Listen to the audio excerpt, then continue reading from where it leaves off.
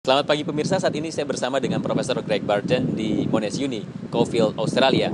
Dan saat ini kita akan berbincang mengenai sejumlah isu yang menarik untuk diangkat, terutama kaitannya diantaranya dengan dinamika politik di Indonesia saat ini menjelang pemilu 2014, Pilpres 2014. Dan Profesor Greg Barton ini sudah mendalami tentang Indonesia sejak pertengahan tahun 90-an. Dan dalam hampir periode 20 tahun itu, Profesor fokus meneliti tentang demokrasi di Indonesia, kaitannya dengan partai politik dan juga Islam modernitas di Indonesia. Bagaimana semua itu dan juga bagaimana juga perjalanan Profesor Greg Barton dekat dengan Abdurrahman Wahid, mantan Presiden RI yang keempat. Semua itu akan kita ceritakan pada wawancara kita kali ini. Dan yang menarik dari Profesor Greg Barton, yang bersangkutan akan menjawab semua pertanyaan dalam bahasa Indonesia. Jadi kita akan menyinggung semua itu. Selamat pagi, Prof. Selamat pagi, terima kasih. Ya, Prof, kalau dilihat dari perjalanan karir Profesor, selama ini kan kita lihat fokus mengkaji mengenai Indonesia dan terutama dalam kaitannya dengan Islam dan modernitas.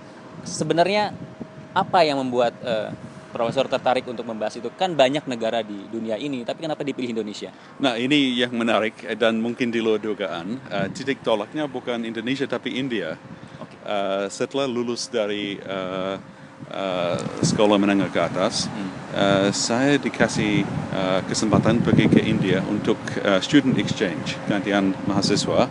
Saya selama 1 tahun tinggal di India, di Gujarat, dan berkeliling seluruh India. Pada waktu pulang saya langsung masuk ke universitas, ke RMIT di Melbourne, studi aeronautical engineering selama 3 tahun. Tapi akhirnya merasa frustrasi karena kemampuan matematika saya terbatas. Dan kalau aeronautical engineering itu sangat susah. Akhirnya saya menghadapi keputusan mau ke arah yang mana. Karena pengalaman 1 tahun di India, saya sudah sadar, ya kalau mencari yang betul-betul punya daya tarik, studi tentang Asia. Nah, saya kepingin studi lagi tentang India, tapi diterima di Monash. Monash punya keistimewaan Indonesia dan Asia Tenggara pada umumnya. Dan pada waktu sudah mulai di Monash, saya dapat kesan yang sangat positif bahwa ya memang India itu menarik, tapi bagi saya Indonesia lebih menarik lagi. Tapi kenapa itu Indonesia menarik? Ya karena Indonesia kan negara yang besar, negara yang sangat rumit, dan kerumitan ini merupakan sesuatu yang menarik sekali. Dan Indonesia kan punya suasana salah satu bangsa yang menghadap ke depan, yang punya sikap yang progresif, yang kepingin tahu bagaimana masa depan, dan punya rasa optimisme bahwa masa depan itu bisa lebih baik daripada dulu. Apalagi di Indonesia kan peran agama sangat penting untuk semua agama, tapi pokoknya agama Islam. Tapi pendekatan terhadap agama, kebetulan saya berkenalan sama Cak Noh, almarhum Kholas Majid, sama almarhum Gus Dur juga, Abdurrahman Wahid. Saya bisa lihat ini ada orang yang agamawan, yang betul-betul taat, serius pada imamnya. Tapi lebih dari itu mereka juga merupakan cendekiawan yang progresif. Mereka punya sikap yang sangat luas, melihat ke depan, dan mereka boleh dikatakan humanist. Mereka mencintai semua manusia. Bagi saya ini merupakan sesuatu yang sangat menarik. Nah, selain itu atau terkait dengan ini juga, pada umumnya kalau berkeliling di Indonesia kan orang Indonesia ramah, terbuka, menerima. Jadi pengalaman saya selama 30 tahun ini sangat nyaman berkeliling di Indonesia. Jadi akhirnya memang sangat wajar saya tetap fokus pada Indonesia. Dan akhirnya dalam perjalanannya juga kan Profesor sangat dekat dengan kalangan NU bisa dibilang. Dan terutama dengan almarhum Abdurrahman Wahid. Betul. Ada pengalaman-pengalaman pribadi mungkin? Kalau pengalaman pribadi sama beliau memang ada banyak. Tapi yang pokoknya saya lama-lama berkenalan sama Gus Dur dan betul-betul kagumi pada Gus Dur dan malahan cinta Gus Dur karena Gus Dur memang bukan seorang malaikat, bukan seorang manusia yang sempurna, tapi Gus Dur memang orang yang sangat jujur, sangat betul-betul punya integritas. Dan kalau bergaul sama Gus Dur secara pribadi, tidak ada bedanya Gus Dur di depan umum dan Gus Dur di belakang pintu. Gus Dur in private sama dengan Gus Dur in public. Ada peristiwa khusus mungkin, Profesor? Mungkin kita sambil jalan, Prof, mungkin ke arah institut yang ada di lantai 10. Boleh. Kita mungkin. Ya, kalau peristiwa memang ada begitu banyak, tapi Yang paling berkesan mungkin. yang paling berkesan saya sulit ya untuk memilih satu. Saya ingat pada waktu beliau sudah sakit untuk waktu terakhir, saya membawa anak saya, Hannah. Waktu itu umurnya 14 tahun. Saya membawa Hannah ke rumah sakit, ke tempat Gus Dur. Karena dia juga sudah lama sepanjang umurnya berkenalan sama Gus Dur. Entahlah, Hannah mau bertanya tentang soal hantu. Saya tidak tahu kenapa mau bertanya kepada Gus Dur tentang soal hantu. Hantu. Ya. Dia ingin tahu apa hantu itu memang ada atau tidak. Apa hantu Itu anak-anak Prof. Ya, anak saya. Iya. Dia ingin tahu pendapat Gus Dur, apa memang ada hantu. Jadi dia bertanya pada Gus Dur percaya ada hantu.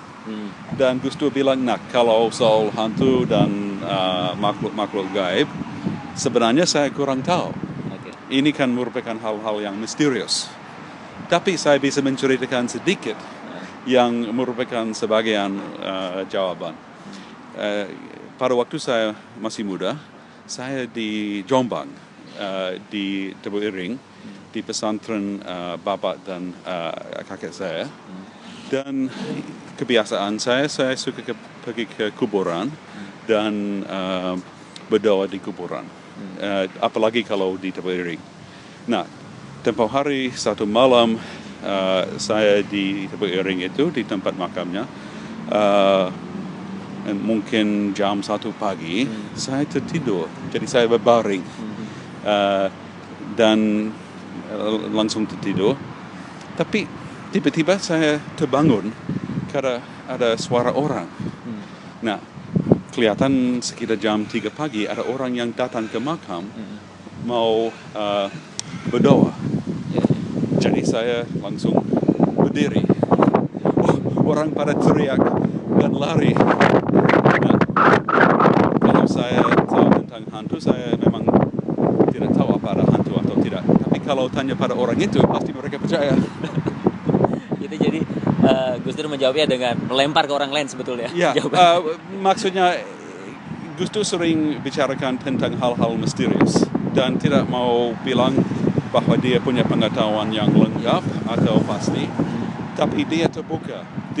Memang seleranya dia sangat tertarik pada hal-hal misterius. Tapi Gus Dur kan tidak dogmatik, tidak mau bilang bahwa begini-begini. Hanya bahwa kita harus punya sikap yang terbuka. Tapi keterbukaan itu lebih dari keterbukaan intelektual, juga bagi Gus Dur sangat kelihatan ada keterbukaan sikap emosional. Dia tidak suka menghakimi orang lain. Dia tidak mau bilang bahwa orang Kristen salah atau orang Buddha salah.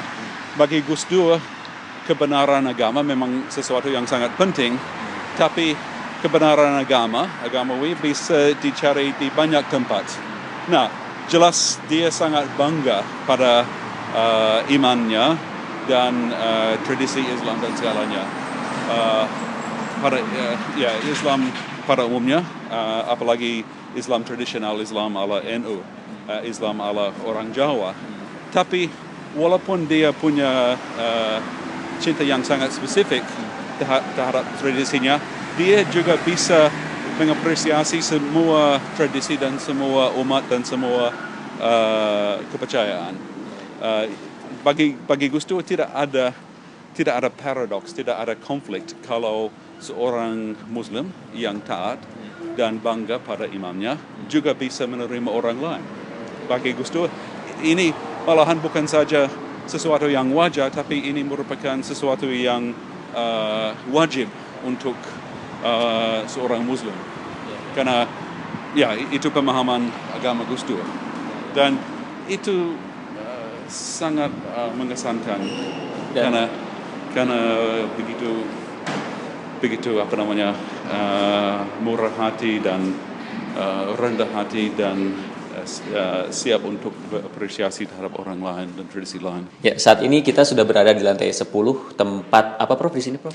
Ini sebenarnya kantornya untuk the Australia Indonesia Center, sebuah pusat studi yang baru didirikan.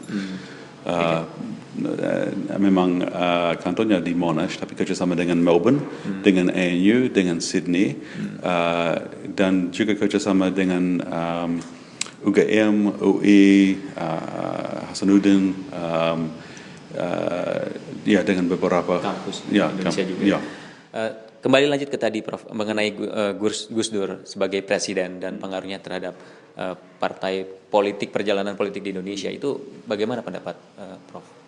Ya, Gus Dur harus difahami sebagai sebagai presiden yang transisional. Jelas Gus Dur bukan seorang politikus yang biasa dan jelas bukan presiden yang biasa. Tapi pada saat Gus Dur dipilih sebagai presiden, Indonesia masih dalam proses democratic transition. Mungkin kalau seorang politikus yang biasa, yang lebih rasional, yang lebih memikirkan kepentingan politik pribadi, akhirnya sumbangan tidak sama dengan sumbangan Gus Dur. Nah, dari segi administrasi dan segi gaya manajemen dan segalanya gampang dikritik Gus Dur. Sebagian memang merupakan kesalahan beliau sendiri, tapi sebagian juga merupakan rekayasa politik karena ada pergumulan yang luar biasa. Tapi kesimpulan saya, karena Gus Dur memang sama sekali tidak terlalu memikirkan kepentingan pribadi. Dia tidak mau menjadi presiden selama 5 tahun atau 10 tahun. Kalau sudah kandas sudah 2 tahun, ya boleh aja. Karena dan jelas beliau kan memang agak nekat gayanya. Dia tidak biasa. Tidak biasa. Memang ini bukan tingkah laku yang biasa untuk seorang politikus. Kan biasanya seorang politikus, apalagi seorang presiden atau capres, memikirkan nasib politiknya dan kasih prioritas pada karirnya, pada kepentingan politiknya. Gus Dur tidak peduli, cuek-cuekin ya katanya. Dan ini ada kelebihan bahwa bisa berani untuk mengambil keputusan yang sebenarnya perlu. Dia bisa berhadapan dengan ABRI, TNI pada saat itu. Dia bisa mengkritik pihak militer, apalagi tentang soal tim-tim dan kerusuhan yang terjadi setelah referendum. Dia bisa bertentangan dengan Pak Wiranto.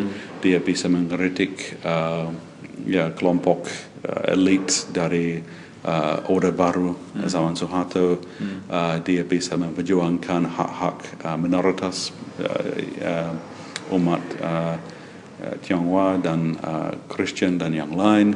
Dia bisa membela yang katakan yang dalam posisi yang lemah tanpa memikirkan nasib politiknya. Nah, akhirnya nasib politik kandas. Tapi saya kira dari awal Gus Dur sudah sadar bahwa kalau dia menjadi presiden dan kalau dia bergerak atas prinsipnya, akhirnya akan kandas. Tapi untuk proses transisional itu sudah ada artinya, sudah ada manfaatnya. Dan memang sudah jelas bahwa Gus Dur meningkatkan ekspektasi orang, sudah meningkatkan pemahaman kita tentang politik dan tentang demokrasi.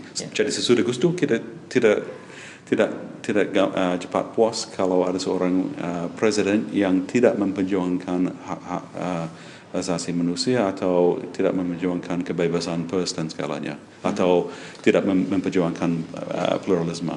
Oke, dari Abdurrahman Wahid terus kita akan masuk ke partai politik dan Profesor sendiri kan mengamati secara khusus bagaimana keterlibatan partai politik berlabel agama di Indonesia terutama Islam. Dalam perjalanan sekarang dalam 2014 ini apa yang Profesor lihat? Mungkin sambil masuk Prof kita. Ya. Dia Kalau boleh. Iya harus buka dan nanti saya memperkenalkan pada. Oke. Ya. Kalau politik Islam itu dan atau ya katakan parpol yang ada dasarnya tentang agama atau punya dukungan dari umat tertentu memang berperan penting. Tapi ini cukup rumit. Tidak semua parpol yang ada kaitan dengan Islam memang sama. Ada bedanya antara yang betul-betul boleh dikatakan partai Islamis yang merupakan warisan tradisi al-Ikhwanul Muslimin dari Mesir dan partai-partai lain yang kebetulan ada hubungan dengan Muhammadiyah atau NU tetapi bukan partai Islamis. Keduanya sering disebut partai Islam, tapi memang beda sekali. Apa yang bedanya? Kalau PKB, kalau PAN, ini partai yang kebetulan punya hubungan dengan komunitas yang tertentu, tetapi mereka tidak memperjuangkan penerapan syariah atas Pancasila. Bagaimana menurut Profesor sendiri masa depan partai berlabel atau mungkin berasaskan atau mungkin berbau Islam di Indonesia? Iya, kalau partai yang punya hubungan dengan Muhammadiyah atau dengan NU masih punya masa depan yang baik. Karena pada saat ini orang sudah kecewa sama semua partai politik. Jadi ada sebagian orang yang sudah merasa harus balik kampung, harus kembali pada partai yang biasa, yang merupakan ya memang bukan partai yang sempurna tapi sedikitnya ada hubungan dengan komunitas mereka, NU, Muhammadiyah. Nah, untuk orang itu, kalau ditanyakan, pasti mereka akan mengakui syariah itu sangat penting. Tapi pemahaman mereka tentang syariah itu pemahaman yang paling luas. Syariah merupakan rule of law. Jadi kalau betul-betul ada penerapan hukum, kalau betul-betul ada rule of law yang baik, itu sesuai dengan syariah. Berbeda dengan PKS. PKS sebentar ya. Yeah. Hi.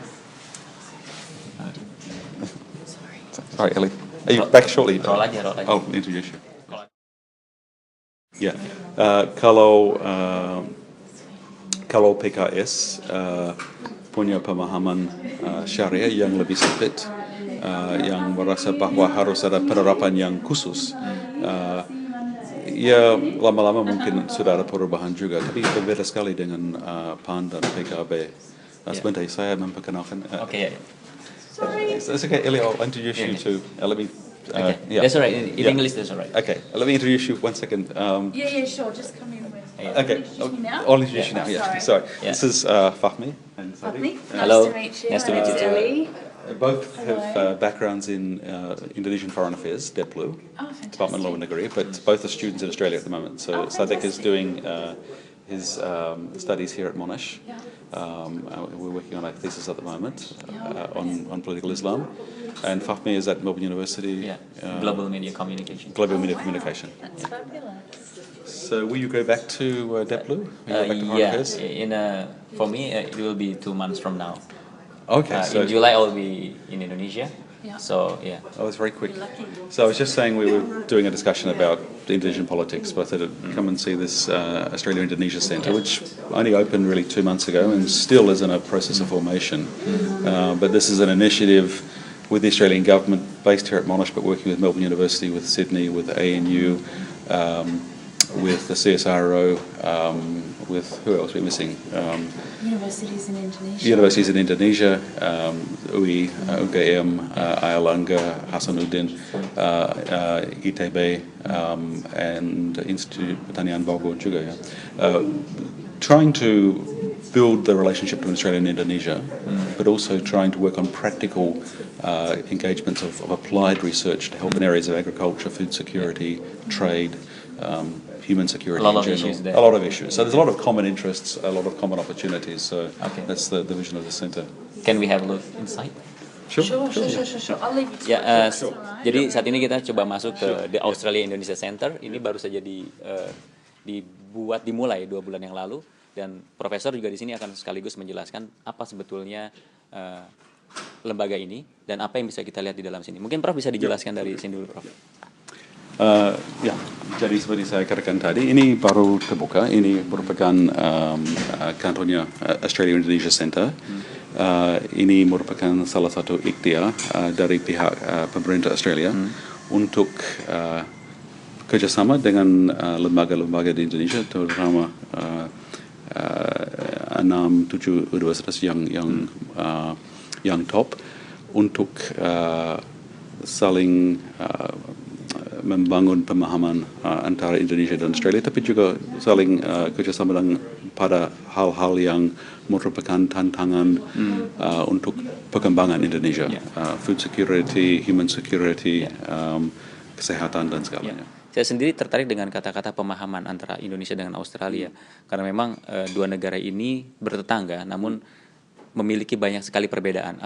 Bagaimana tanggapan Prof sendiri mengenai saling memahami itu? Karena apalagi beberapa bulan belakangan ini kita dihadapkan dengan berbagai persoalan bilateral hubungan dua negara, misalnya dari penyadapan telepon, terus juga berlanjut ke boat ship, terus juga berlanjut juga yang baru-baru kemarin, ya artinya isu pun terus bergulir dan up and down hubungan itu. Apakah berkaitan dengan itu juga, Prof? Ya, memang latar belakang Indonesia sama Australia sangat berbeda. Tapi ada banyak persamaan. Kedua negara memang melihat ke depan. Indonesia kan merupakan salah satu negara yang baru dari abad 20-an. Australia juga kan, Federation baru tahun 1901. Jelas sejarah Indonesia berabad-abad berbeda dengan Australia. Kan Australia merupakan selain benua yang punya kebudayaan Aboriginal, hampir semua orang di Australia merupakan pendatang, berbeda dengan Indonesia. Tapi keduanya merupakan negara yang pluralis dan melihat ke depan, punya sense of optimism tentang masa depannya.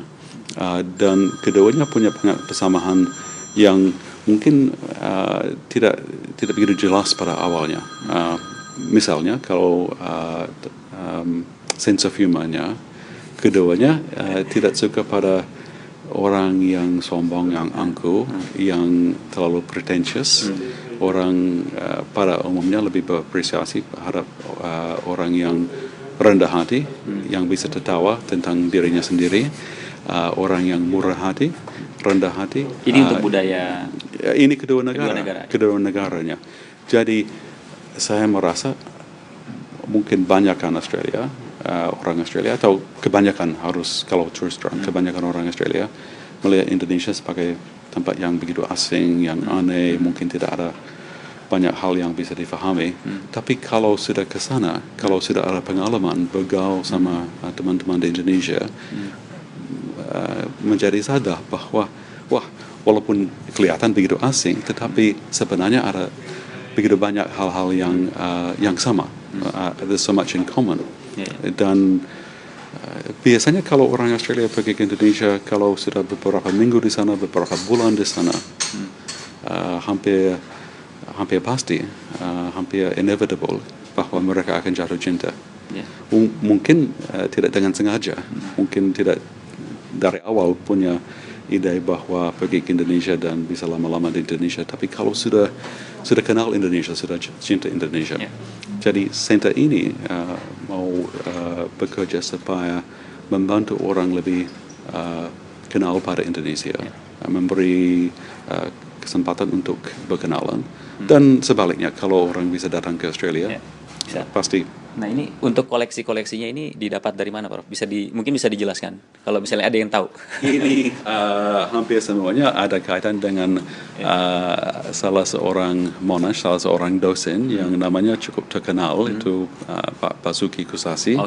Jadi ini merupakan koleksi pribadi Pak Bas yang dibawa ke sini supaya ada suasana yang lebih nyaman dan lebih berbau Indonesia. Termasuk kain-kain. Kalau termasuk kain-kainnya, ini patung-patungnya, kan Pak Bas sudah kalau tidak salah sudah 40 tahun, hampir 40 tahun berada di Australia dan berada di Monash. Jadi dan termasuk semua koleksi yang di sisi lain juga? Ya, mungkin ada beberapa yang dibeli untuk tempat ini, tapi kebanyakan memang dari koleksi Pak Bas.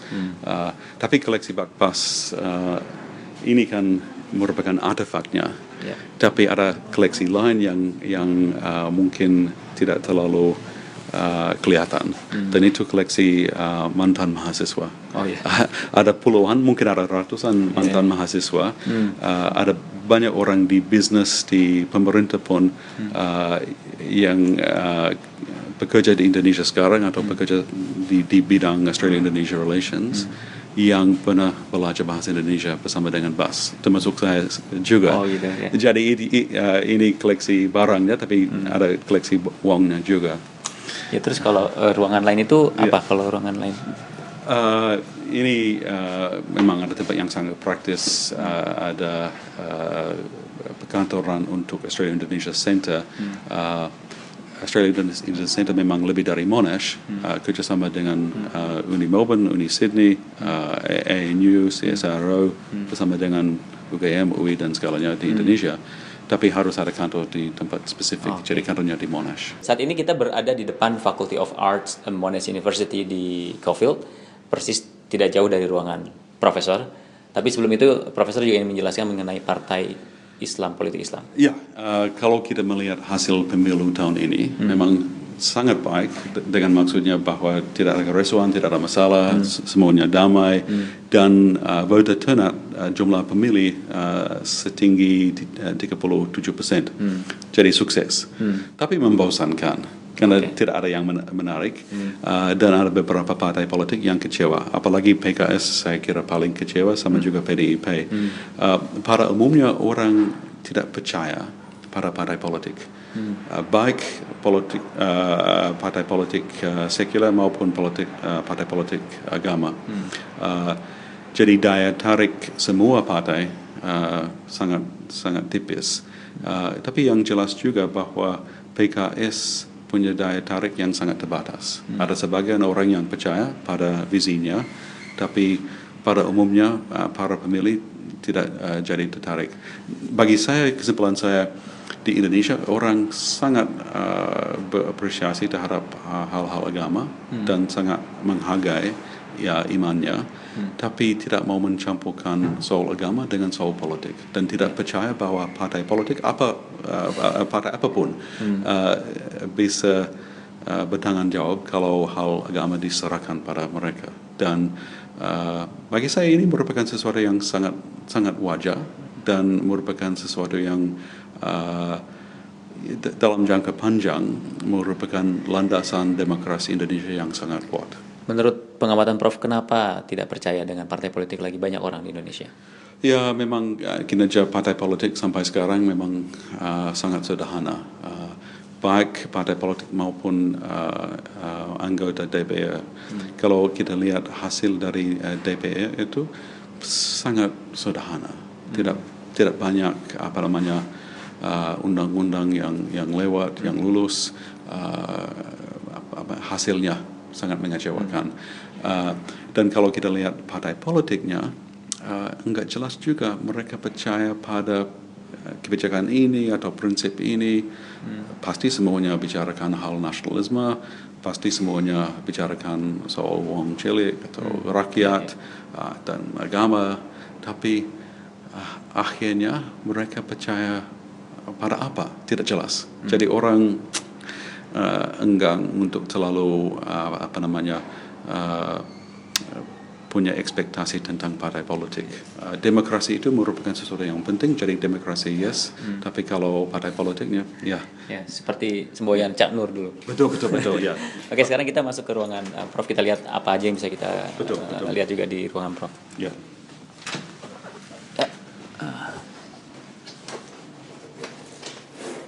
Jadi sebentar Prof. Jadi kalau kita lihat di ruangan Profesor, ini langsung ada peta Indonesia di sini. Ya memang ada. Jadi ini kita lagi berasa di Indonesia juga nih dengan melihat ada peta Indonesia sebesar ini, karena saya hampir nggak pernah kayaknya selama di Australia melihat ada peta Indonesia sebesar ini. Ya, pada waktu saya mulai di Monash pada awal tahun 2007 bulan Januari, jadi 7 tahun yang lalu, saya dilantik di posisi Herb Faith Research Professor for the Study of Indonesia. Ini merupakan ikhtiar untuk membangunkan pemahaman Indonesia di Monash. Jadi waktu itu saya kira ya lebih baik kalau saya cari peta yang sebesar-besarnya, karena kalau mau memperkenalkan Indonesia, menjelaskan bagaimana Nusantara, kalau ada peta besar memang membantu. Akhirnya dapat yang ini yang terlalu besar sehingga tidak bisa masuk ke dalam kamar, jadi harus dipasang di luar. Tapi ini bagusnya lokasinya persis di depan pintu masuk ya. Jadi begitu orang masuk langsung lihat peta ini. Oke, Prof. Boleh masuk. Dan memang kita kan berada di Monash Caulfield.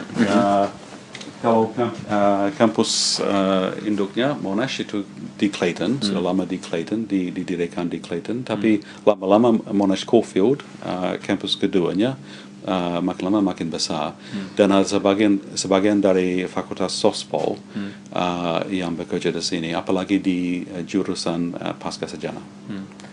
Nah, Prof, di sini juga kita lihat ada banyak koleksi yang bernuansakan Indonesia. Ada dari semua ini yang mungkin paling berkesan? Yang paling berkesan memang ini kan kenangan yang biasa. Kebanyakan dari Indonesia, ada sebagian dari Turki, karena saya suka studi Turki juga ya. Studi Turki untuk membandingkan dengan Indonesia. Karena peran agama Islam tradisional di Turki sangat penting juga. Tapi yang lebih punya artinya bagi saya ini jelas foto bersama dengan Gus Dur. Ini kita bisa lihat di sini, mungkin kameranya bisa lebih dekat. Dan pada waktu Gus Dur di Istana akhirnya tahun 99, tahun 2000, 2001, saya sering menginap di Wisma Negara di guest house, dan kalau pagi-pagi jalan kaki dengan Gus Dur. Ya. Boleh diambil? Silakan. Jadi kebiasaan Gus Dur kan membangun untuk sholat, lagi sarapan, berjalan-jalan di kebun istana, dan itu merupakan waktu yang paling cocok ngobrol sama Gus Dur tentang pengalamannya, tentang riwayatnya, karena waktu itu saya menulis biografi. Ya, menarik. Terus, maaf. Sebentar. Ya, terus kalau dari kemampuan bahasa Indonesia, Profesor kan sangat di atas rata-rata bisa dibilang. Nah, itu gimana bisa sampai, apa diantara dengan baca-baca buku bahasa Indonesia atau dengan bergaul atau bagaimana? Ya, pertamanya saya datang ke Monash, tidak bisa berbahasa Indonesia, itu tahun 84. Saya langsung ikut kursus bahasa Indonesia, karena seperti saya menjelaskan tadi, dari pengalaman 1 tahun di India, saya sudah sadar bahwa saya betul-betul ingin tahu tentang Asia pada umumnya. Akhirnya menjadi Asia Tenggara dan Indonesia secara spesifik yang merupakan fokus saya. Dan saya sudah sadar hal bahasa itu sangat penting. Jadi saya kerja keras untuk sejauh mungkin belajar, berusaha menguasai bahasa Indonesia. Merupakan proses, merupakan perjalanan yang tidak ada ujungnya. Tapi itu mulai tahun 84 bersama dengan Pak Basuki Kusasi di Monash. Saya 4 tahun di Monash sebagai S1 sama honorsnya, lagi dikasih beasiswa untuk S3. Saya memutuskan untuk studi tentang perkembangan pemikiran agama di Indonesia, apalagi yang disebut pembaruan pemikiran Islam berkaitan dengan idenya Cak Nur sama Gus Dur dan Pak Johan Effendi. Jadi saya sering bolak-balik antara Australia dan Indonesia, dan lama-lamanya kemampuan bahasa Indonesia sudah menjadi lumayan fasih walaupun belum sempurna. Tapi ya sudah biasa karena sudah 30 tahun bolak-balik. Jadi sedikitnya ada untungnya juga. Setelah 30 tahun, hampir 30 tahun bisa dibilang, mendalami keindonesiaan, mungkin ini pertanyaan terakhir. Apa kesan mendalam dari studi tentang Indonesia? Kesan yang memang ada beberapa hal yang penting, tapi yang pokoknya Indonesia, saya tetap merasa optimis memikirkan Indonesia. Saya merasa masa depan yang baik. Karena ada kebudayaan, memang ada banyak kebudayaan di Indonesia, tapi pada umumnya garis besar ada kebudayaan yang terbuka, yang menghargai pluralisme, yang punya sikap terhadap orang lain, baik di Indonesia maupun di luar Indonesia, yang sangat positif, yang punya pemahaman yang realistis tentang tantangan dan sudah siap untuk kerja keras untuk masa depannya. Jadi kalau dibandingkan dengan negara lain, kalau dibandingkan misalnya demokrasi di India dengan demokrasi di Indonesia, bagi saya demokrasi di Indonesia jauh lebih sehat daripada demokrasi di India. India kan merupakan negara berdemokrasi yang paling besar di dunia. Indonesia yang ketiga, Amerika Serikat yang kedua. Tetapi kalau dibandingkan pemilu di India dengan pemilu di Indonesia, jauh lebih baik di Indonesia, walaupun hanya ini untuk 4 kali sejak zaman Orde Baru. Jadi Indonesia merupakan demokrasi yang masih muda. India itu merupakan demokrasi yang seharusnya sudah matang. Tapi majunya Indonesia sudah